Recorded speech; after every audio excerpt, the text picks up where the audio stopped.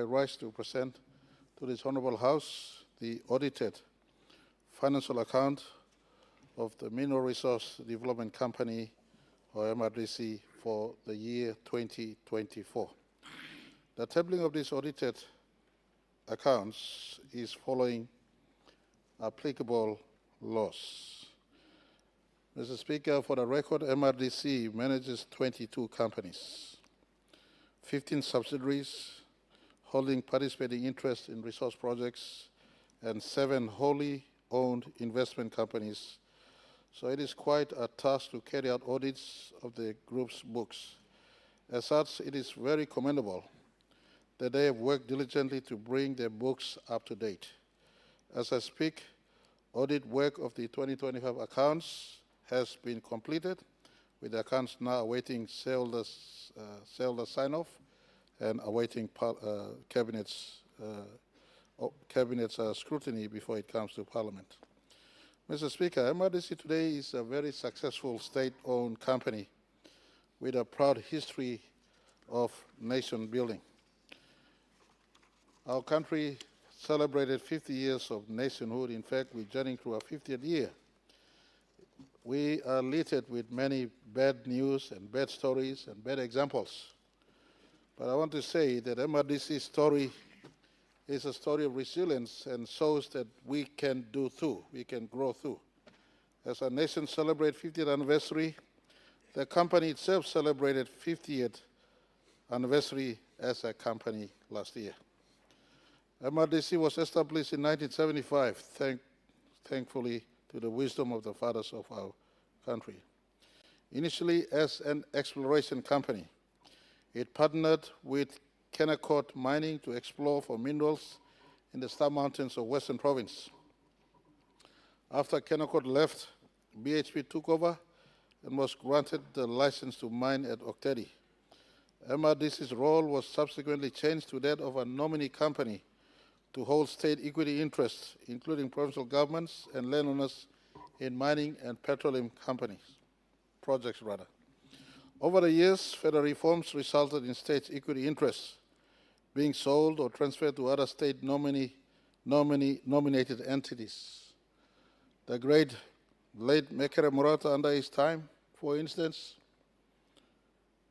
a blue chip company called Oregon emerged. Some of MRDC shares were subsumed, and Oregon was also folded. And so I want to state this on record. It's not part of my speech. To give some historical context.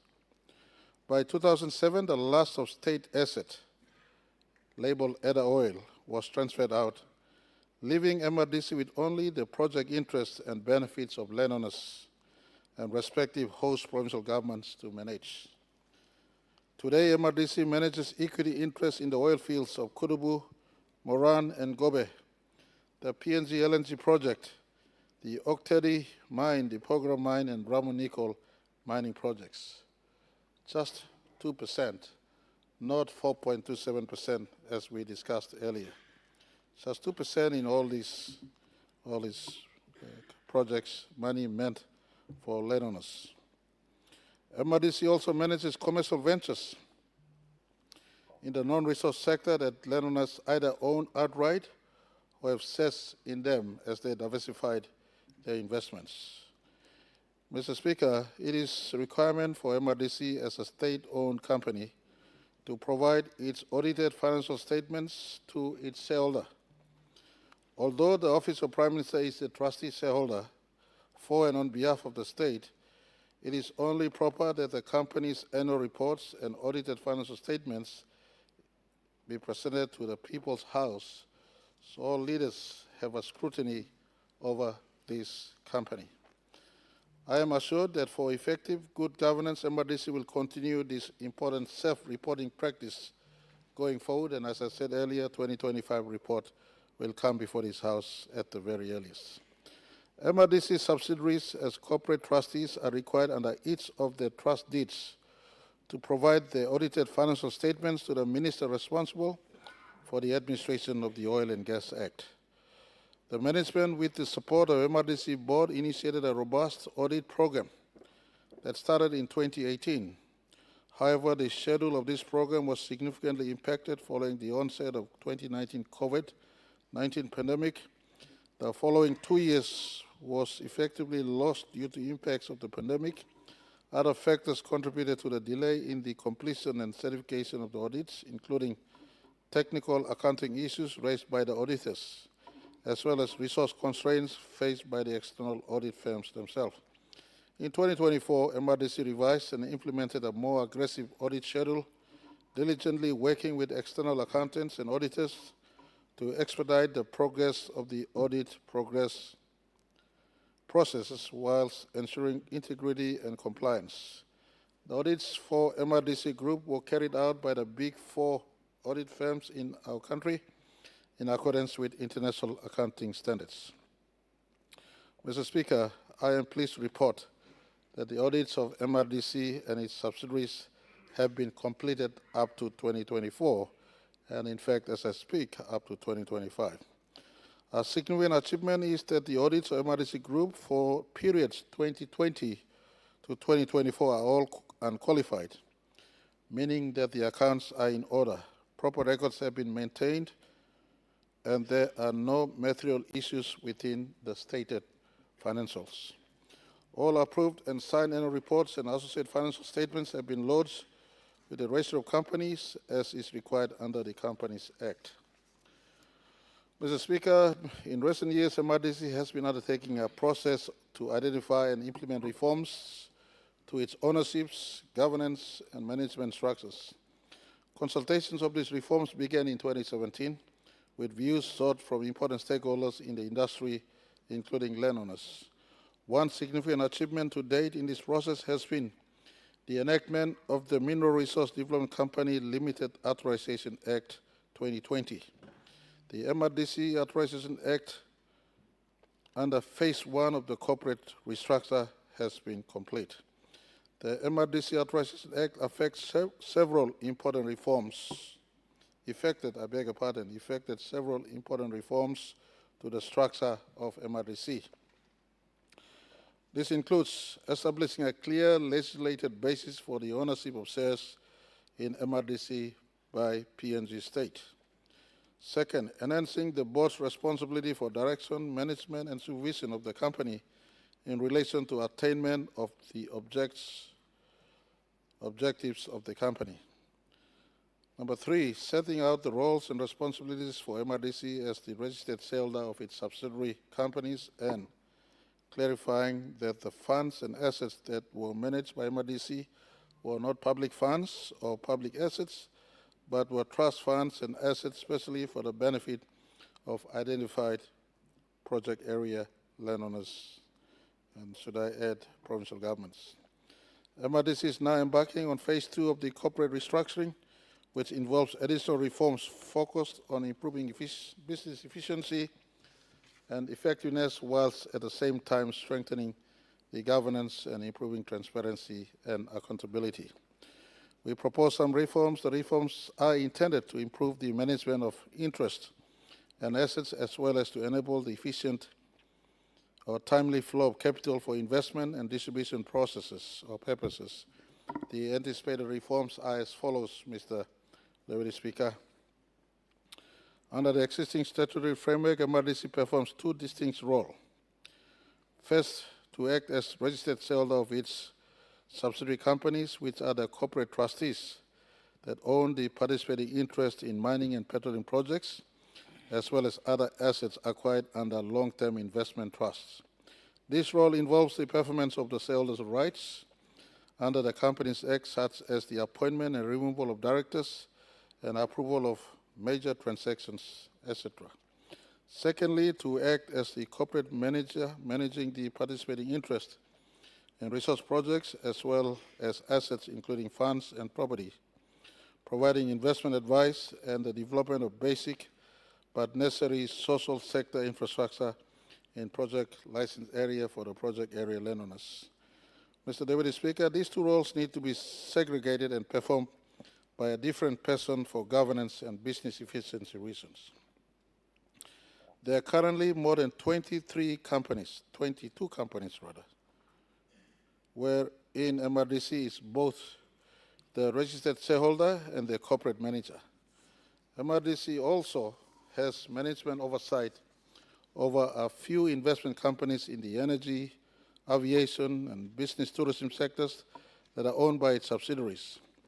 The current shareholding and management arrangement creates governance risk when a single entity performs both functions.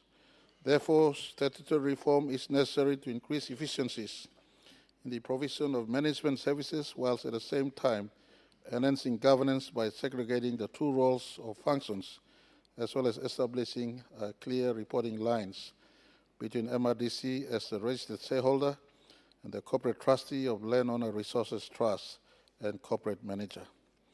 Mr. Speaker, the state recognizes MRDC's expertise in not only diligently managing resource benefits, but more importantly, diversifying into non-resource sector benefit streams and growing the wealth for project area landowners.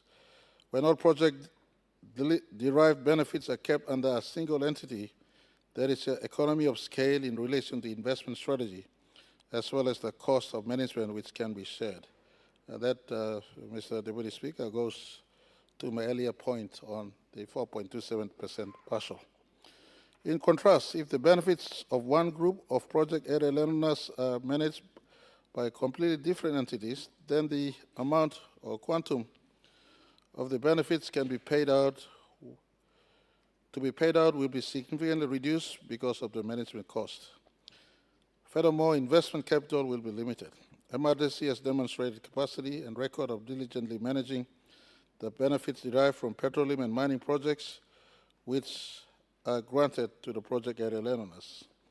Therefore, it would be appropriate to ensure that all resource sector benefits are consolidated under landowner trusts that are managed by MRDC, as is this proposal. Allowing for all project-related benefits to be held and managed under one investment vehicle is, as is the case today, allows for consolidated investment strategies that will improve the socio-economic indicators of the project area landowners, as well as directly impact the domestic economy by contributing to creation of jobs, increased tax revenue for the government, and of course, growing the GDP of our economy. Mr. Speaker, in closing, I want to take this opportunity to commend the board and management of MRDC for this remarkable job they've done thus far, especially in the last 15 years in growing the assets they manage.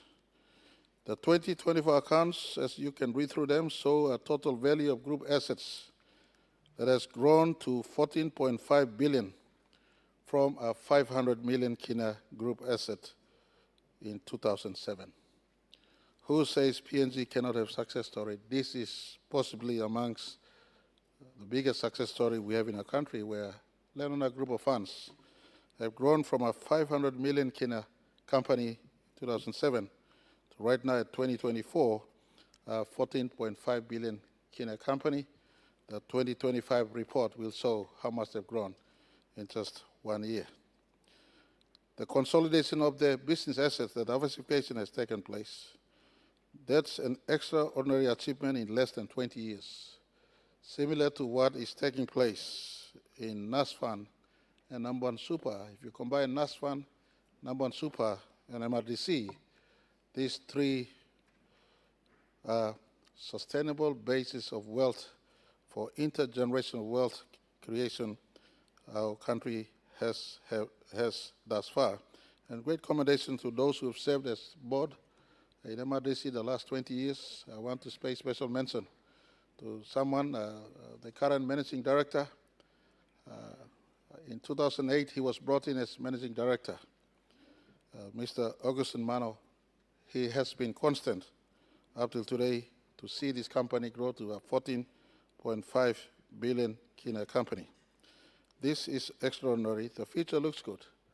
This company, for the record, owns 15% of BHP, owns 33% of PIH, owns 80% plus of Airlines PNG. A few years back, Airlines PNG was being liquidated. MRDC picked it up, run it. Today, They have a 3% cancellation rate in our country, buying new planes as we speak. Today, their on time is 85%. They're making money, they're saving more. I just give you one example. Tari used to have 3 Air Niuguineas a week 6 years, 7 years ago. Today I got 4 Air Niuguineas coming in and 5 times a week airlines PNG coming in, new flights coming in. This is landowner-based business that is growing. MRDC owns Hilton Hotel. Hilton coming up in Kikori. I visited Kikori not too long ago. Hilton Kikori is going to be open soon. Hilton Kerama is going to be open soon. Investing landowner money where they are. Hilton Kurubu is going to be open soon. Hilton Tari is going to be open soon, putting their own money back to where they come from. Who says Hilton cannot be in those places? MRDC also have ownership of Pearl Hotel in Pacific Harbor in Fiji. MRDC also have Tamasina Hotel in Apia in Samoa. It is a company that is truly growing. We will ensure that the reports come in like this, and this is the first time MRDC is audited. Unaudited financials have come to the People's House. I encourage all of you to pick a copy of this, read through, and contribute where you can. And I look forward to also bring the 2025 annual report into Parliament so that you can know not all is bad. There's some people working very hard to grow the base for our country in as far as this is concerned. By the way, MRDC owns 50% of the Pasca oil and gas project in Gulf of Papua. So this is landowners' fund being put into investment, whether in oil and gas project, in mining projects, in airlines project, in hospital project, in hotels project, truly diversifying. They're looking now also to move to Kokopo. Member for Kokopo, I want to thank you for your leadership and governor to make sure they work to partner East New Britain Development Limited to pick up investment in tourism in Kokopo, East New Britain also as part of the focus to reinvest back in the country and as far as supporting provincial governments and other landowners is concerned. I commend this report to this House.